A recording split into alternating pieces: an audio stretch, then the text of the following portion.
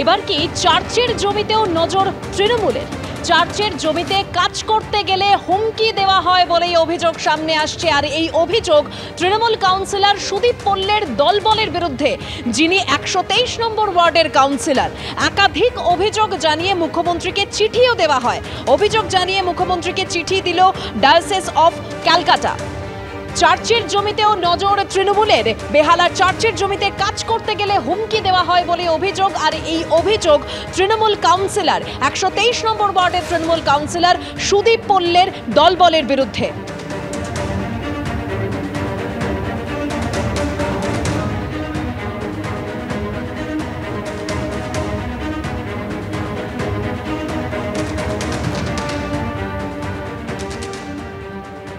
এই রাস্তাটা ইটের রাস্তা ছিল সামনে। এই রাস্তায় মেয়েরা যাতায়াত করতে করতে পড়ে যাচ্ছিল।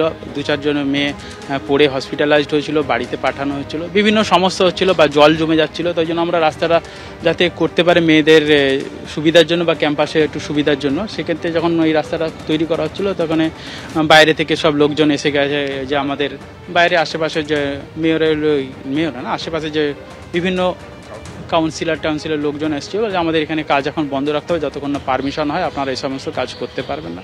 সেই হিসাবে অনেক অসুবিধা। যেদিনকে আবার আমাদের ছুটি ছিল, রবিবার ছিল, আমাদের যাকে দায়িত্ব দেওয়া ছিল সে ওই দিনকে যেহেতু স্কুল ছুটি ছিল, স্কুটি মানে নর্মাল দিনে কাজ করতে অসুবিধা হবে, ওই জন্য ওরা কাজ করছিল, কিন্তু তারপরে বন্ধ করে দেওয়া হয়েছিল কাজটা। তারপর কাউন্সিলর মানে সুদীপ পল্লে বাবু ওরা বলছিল যে আমাদের ওদের থেকেই এসছি, মাঝে মাঝে এসে দেখে যান ওরা, তারপরে এই বন্ধ হয়ে গিয়েছে। অর্থাৎ চার্চের জমিতে কাজ করতে গেলে হুমকি দেওয়া হচ্ছে এবং সেই অভিযোগ তৃণমূল কাউন্সিলরের দলবলের বিরুদ্ধে। সরাসরি কথা বলবো, আমাদের প্রতিনিধি কৃষ্ণেন্দু অধিকারী আমাদের সঙ্গে এই মুহূর্তে রয়েছেন। কৃষ্ণেন্দু, ঠিক কি হয়েছে, কি অভিযোগ সামনে আসছে?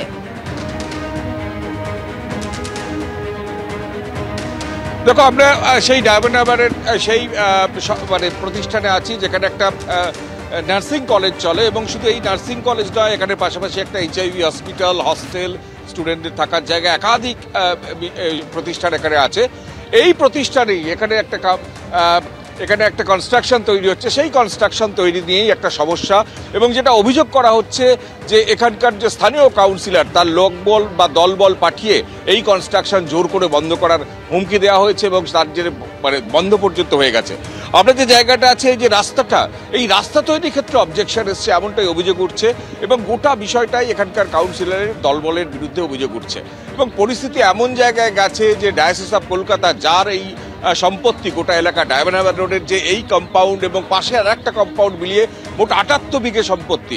সেই 78 বিঘে সম্পত্তিতে স্কুল আছে, হাসপাতাল আছে, সেখানে নার্সিং কলেজ আছে, হস্টেল আছে, প্রার্থনা গৃহ আছে, একাধিক প্রতিষ্ঠান আছে। ঠিক সেই প্রতিষ্ঠানে কোথাও ঢুকতে দিতে হবে, সেখানে মর্নিং ওয়াক করতে দিতে হবে, দরজা খুলে রাখতে হবে। এবং পাশাপাশি এই যে প্রতিষ্ঠানে আমরা দাঁড়িয়ে আছি, এখানেও অভিযোগ উঠছে যে এই প্রতিষ্ঠানের দলবল জোর করে ঢুকে গিয়ে এই কনস্ট্রাকশন বন্ধ করে দিয়েছেন। তারপরে পুরসভার নোটিশ এসছে। প্রশ্ন তুলছেন তারা যে যদি কোনো সমস্যা থাকে তাহলে পুরসভা নোটিশ পাঠাবে, কিন্তু স্থানীয় লোকজন বা স্থানীয় কাউন্সিলর কেন লোক পাঠাবেন? এবং পাশাপাশি একাধিক অভিযোগ উঠছে, হুমকি দেওয়ার অভিযোগ উঠছে। মুখ্যমন্ত্রীকে একদম সরাসরি চার্চের তরফে চিঠি লেখা হয়েছে। চার্চ অফ নর্থ ইন্ডিয়ার যে ডায়োসিস অফ কলকাতা, তার তরফে একটা চিঠি লেখা হয়েছে, সেখানকার সেক্রেটারি লিখেছেন, এবং তারা সরাসরি যে অভিযোগ করছেন যে সম্পত্তি তারা এখানে আছে, যে সম্পত্তি তাদের আছে, সেই সম্পত্তি জোর করে সেখানে কনস্ট্রাকশন কাজে বাধা দেওয়া হচ্ছে। এবং তারা এটাও আশঙ্কা প্রকাশ করছে যদি এভাবে চলতে থাকে তাহলে এই সমস্ত প্রতিষ্ঠান বন্ধ করে দিতে হবে। মমতা বন্দ্যোপাধ্যায়কে চার্চের তরফ থেকে, কলকাতার বিশপ হাউসের তরফ থেকে একদম লম্বা দুপাতা চিঠি লেখা হয়েছে, এবং সেই চিঠি পৌঁছে গেছে মমতা বন্দ্যোপাধ্যায়ের কাছে। এবং তারা স্পেসিফিক্যালি এখানকার যে কাউন্সিলর সুদীপ পল্লে, তার নাম উল্লেখ করছেন, তার দলবলের নাম উল্লেখ করছেন, এবং তারা অভিযোগ করছেন যে তাদের প্রতিনিয়ত বাধায় তারা কিন্তু কাজ করতে পারছেন না, এমনকি তাদের অফিসে ডেকে পাঠানো হচ্ছে, এমন অভিযোগ পর্যন্ত করা হচ্ছে। যদিও এখনো পর্যন্ত আমরা এখানে যে ছবি দেখতে পাচ্ছি, পুকুর ভরাটের অভিযোগ পর্যন্ত বাইরের লোকের তরফে করা হচ্ছে বা এখানকার তৃণমূল কাউন্সিলরের দলবলের বিরুদ্ধে করা হচ্ছে। পুকুর যদিও এখনো ভরাট হয়নি, কিন্তু আমরা দেখতে পাচ্ছি যে সেই কনস্ট্রাকশন বন্ধ আছে, রাস্তা পর্যন্ত বন্ধ রাখা হয়েছে। সব মিলিয়ে কলকাতার বুকে একদম ডায়মন্ড হারবার রোডে 78 বিঘে সম্পত্তি চার্চের, সেই চার্চের জমির ওপরেও শাসক দলের কি নজর পড়ছে? এবং এটাও প্রশ্ন উঠছে এখানকার যারা কাজ করছেন তারা, যে পুরসভার নোটিশ দিতে পারে, কিন্তু তৃণমূলের লোকজন কেন এসে এইভাবে বাধা দেবে? সব মিলিয়ে একটা পরিস্থিতি তৈরি হচ্ছে এবং চিঠি দিয়েছেন মমতা বন্দ্যোপাধ্যায়কে গোটা বিষয়টা নিরাময়ের জন্য। ধন্যবাদ কৃষ্ণেন্দু। অর্থাৎ এই যে জমি, চার্চের জমিতে সেখানে কনস্ট্রাকশন হচ্ছিল, সেই কনস্ট্রাকশন জোর করে বন্ধ করে দেওয়া হয় বলে অভিযোগ।